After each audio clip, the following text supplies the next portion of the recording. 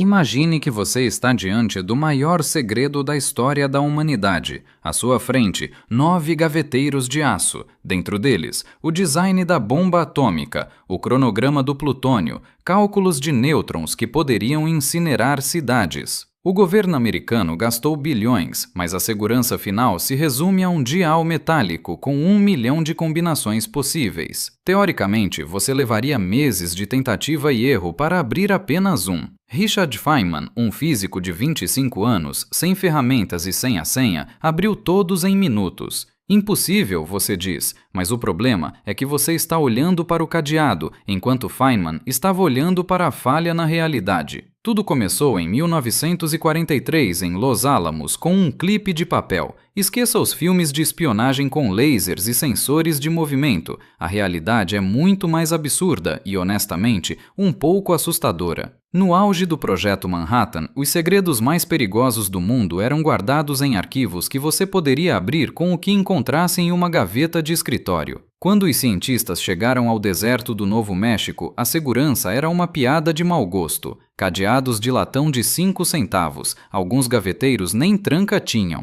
Feynman percebeu isso na primeira semana. No tédio do deserto, onde o entretenimento era escasso e o trabalho era brutal, ele transformou a segurança em seu playground pessoal.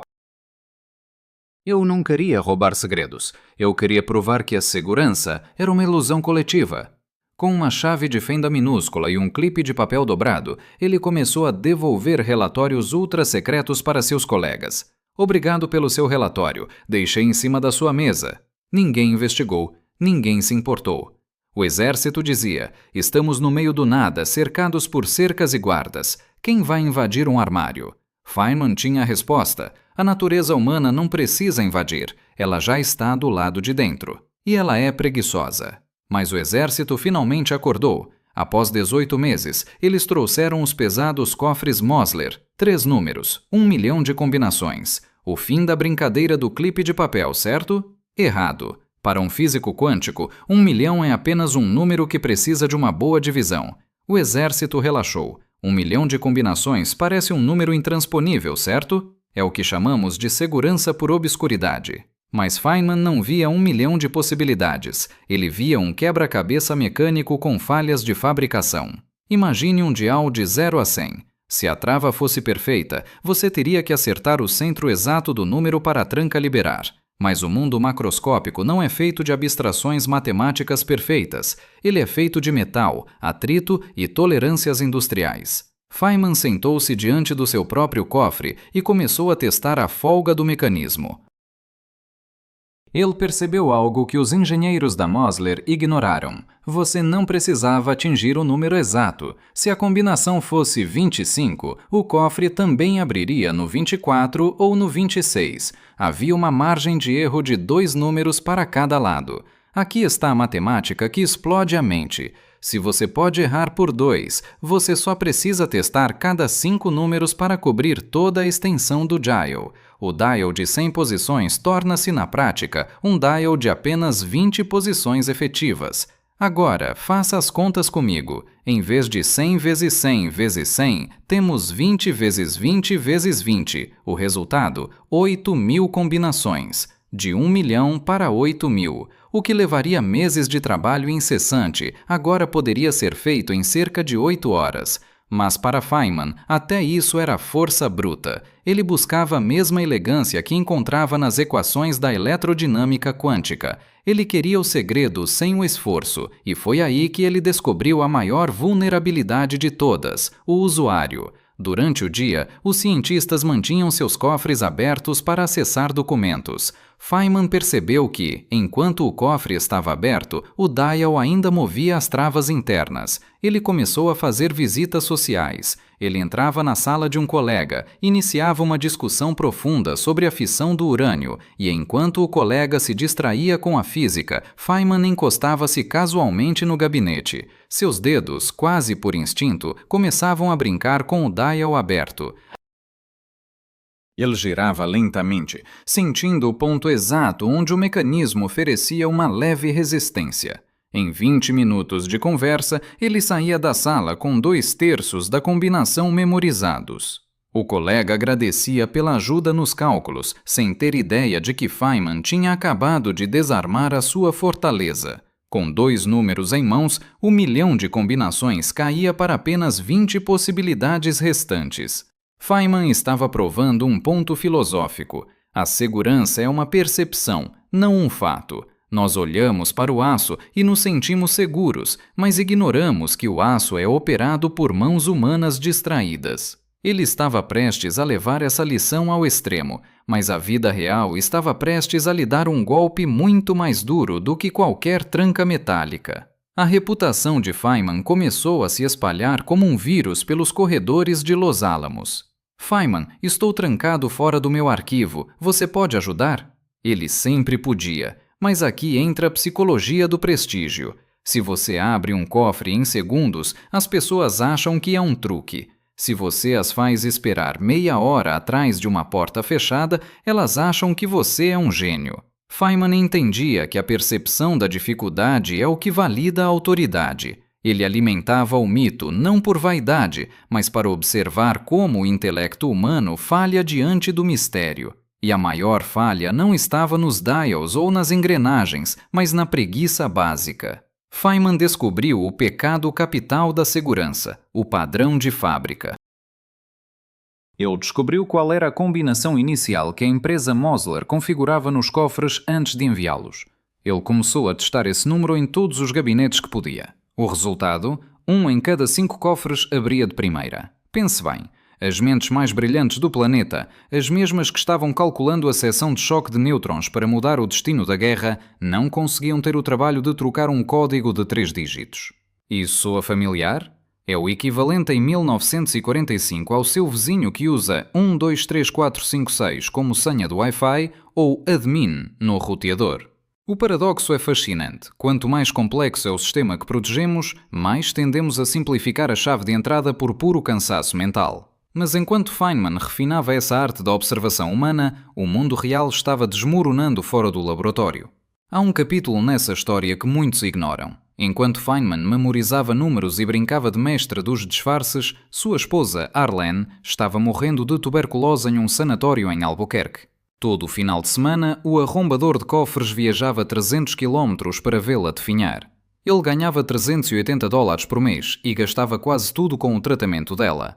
Ela morreu em junho de 1945, poucas semanas antes do teste da bomba. Há uma solidão profunda em ser o homem que sabe como tudo funciona, mas não pode consertar o que realmente importa.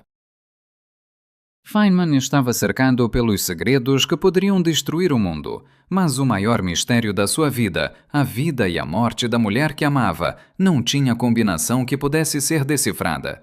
Ele voltou para Los Alamos após o funeral para terminar seus papéis, e foi lá que a brincadeira dos cofres tomou um rumo que quase causou um incidente internacional. Feynman voltou a Los Alamos após a guerra para finalizar alguns papéis. Ele precisava de um documento, mas era fim de semana e a biblioteca estava trancada. Ele sabia que Friedrich de Hoffmann, um colega físico, guardava cópias de tudo em 9 cofres no seu escritório. Feynman entrou. As luzes estavam acesas, mas a sala estava vazia. Enquanto esperava, seus dedos, agindo por conta própria, foram para o dial do primeiro cofre. Ele tentou os números aleatórios. Nada. Tentou o padrão de fábrica. Nada. De Hoffmann era um homem meticuloso. Ele tinha mudado a combinação. Nesse momento, Feynman parou de olhar para o metal e começou a olhar para o homem. Ele abriu uma gaveta comum da secretária, uma tranca simples que ele dominava desde a primeira semana, e encontrou um papel com os dígitos de pi, 3,14159. Por que uma secretária precisaria de pi? Ela não precisava. O chefe dela, sim.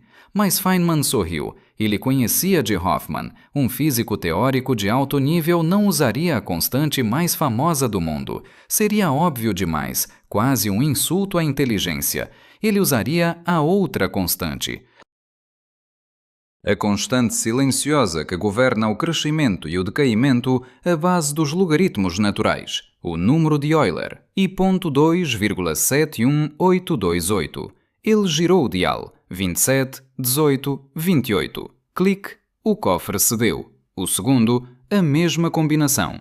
O terceiro, também. Feynman não precisou de gazuas ou brocas. Ele usou a psicologia de um colega. Ele então decidiu pregar uma peça que entraria para a história. Pegou um lápis de cera vermelho e papel amarelo. No primeiro cofre, deixou um bilhete. Quando as combinações são todas iguais, um não é mais difícil de abrir que o outro. O mesmo cara. No segundo, este não foi mais difícil que o anterior. Cara esperto. No terceiro assinou, peguei o documento ELA 4312, Feynman, o arrombador. Ele fechou tudo e saiu. Mas o que Feynman via como um desafio intelectual, de Hoffman viu como um pesadelo geopolítico. Quando o colega encontrou os bilhetes, ele não pensou em Feynman. Ele entrou em pânico total. Em 1945, a paranoia da Guerra Fria já estava no ar. Mesmo cara e cara esperto não pareciam piadas. Pareciam mensagens de um agente estrangeiro que tinha acabado de violar todos os segredos nucleares da América. De Hoffman estava tremendo fisicamente quando Feynman o encontrou. A segurança não é apenas sobre trancas, é sobre a paz de espírito que elas fingem proporcionar, e quando essa ilusão cai, o que sobra é o terror puro e simples. Quando de Hoffman finalmente encontrou o terceiro bilhete e leu o nome de Richard Feynman, o terror que o paralisava não se transformou em raiva, mas em um alívio tão violento que ele avançou e deu um abraço apertado no físico. Feynman, que esperava uma reação violenta ou até um tiro, entendeu naquele momento que a segurança absoluta é uma droga psicológica. Quando a ilusão é quebrada, o viciado entra em colapso. Mas o mito de Feynman ainda tinha um último ato. O exército acabou chamando um chaveiro profissional para abrir o cofre de um capitão que havia esquecido a senha. O homem ficou radiante ao saber que o mestre Feynman estava presente. Finalmente conhecerei o mestre, ele disse. Quando Feynman o questionou sobre como abrir um cofre a frio, sem truques, o profissional confessou a verdade. Ele não sabia. Ele também usava apenas os padrões de fábrica e a psicologia. Se isso falhasse, ele simplesmente montava um teatro com furadeiras e ruídos metálicos para fingir que o trabalho era difícil e justificar o preço. Dois homens famosos pelo mesmo prodígio impossível. Ambos construíram lendas não em vencer o aço, mas em ler o humano por trás dele.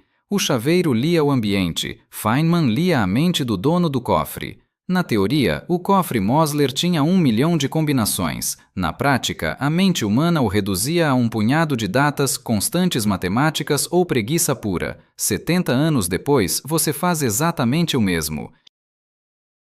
Sua empresa exige senhas com letras maiúsculas e símbolos, e você provavelmente usa a primeira letra maiúscula, um 1 no final e uma exclamação. O padrão de Feynman continua vivo em cada senha 1, 2, 3, 4, 5, 6 do mundo moderno. Ele provou que os segredos da bomba atômica não estavam protegidos por matemática, mas por uma falsa sensação de invulnerabilidade. A vida de Feynman foi uma busca constante pelo vão, o espaço entre o que nos dizem ser a verdade e o que a realidade realmente mostra.